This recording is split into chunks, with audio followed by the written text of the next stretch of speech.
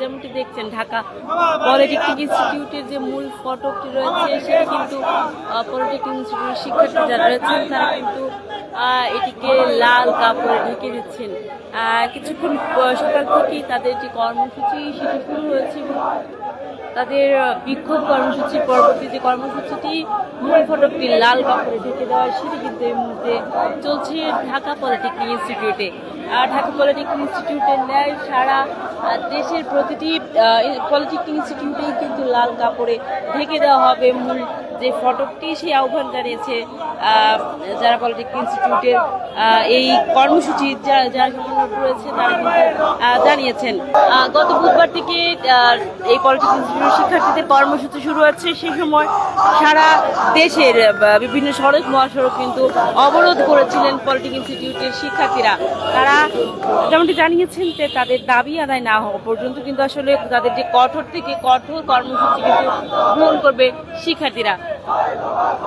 যেমনটি দেখছেন এখনো অবস্থানে রয়েছে শিক্ষার্থীরা ঢাকা পলিটেকনিক ইনস্টিটিউটের শিক্ষার্থীরা, কিন্তু তারা এখনো তাদের যে অবস্থান কর্মসূচি সেটা তারা এখনো রয়েছে।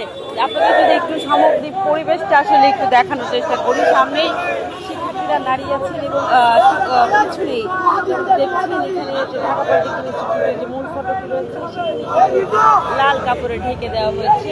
কর্মসূচি ছিল হচ্ছে রাইজিং রেড। তো এই রাইজিং রেডের আওতাভুক্ত ছিল হচ্ছে কুমিল্লা আর বিভাগীয় পলিটেকনিকগুলোতে যে আক্রমণ হয়েছিল এবং ঢাকা পলিটেকনিকে যে আক্রমণ হয়েছিল তার প্রতিবাদে এবং আমাদের এই 6 দফা দাবি বাস্তবায়ন হচ্ছে না বিদায় তার প্রতিবাদে আজকে সারা বাংলাদেশ জুড়ে সকল পলিটেকনিক রাইজিং রেড কর্মসূচি পালিত হচ্ছে।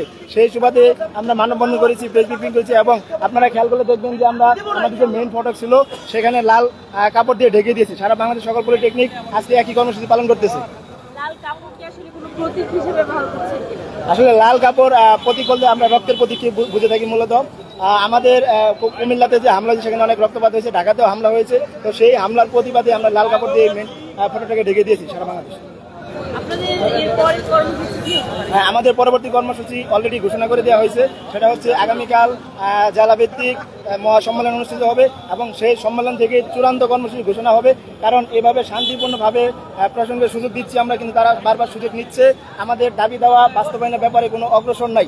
সেক্ষেত্রে আমরা আগামীকালকে যে কর্মসূচি এই কর্মসূচির মাধ্যমে চূড়ান্ত ডাক দিব এবং প্রয়োজনে আবারও যদি রাজপথে নামবে আমরা আবার রাজপথ অবরোধকে জনদুর্ভোগ সৃষ্টি করবো। কারণ আমরা চেয়েছিলাম জনদুর্ভোগ ব্যতীত আমাদের এই দাবিগুলো আদায় করে নিব, কিন্তু প্রশাসন সেটা চাচ্ছে না। তো এখন প্রশাসনের উপর নির্ভর করবে তারা আমাদের দাবিগুলো মেনে নিবে নাকি তারা জনদুর্ভোগ সৃষ্টি করবে। শিক্ষার্থীরা ইতিমধ্যেই তাদের কর্মসূচি এখানে সমাপ্ত করেছে এবং আগামীকালকে তাদের যে কর্মসূচি সেটির প্রস্তুতি তারা নেবে বলে জানিয়েছেন এবং তাদের যে 6টি দাবি সেই দাবি আদায়ের আগ পর্যন্ত তারা একের পর এক কর্মসূচি গ্রহণ করবে।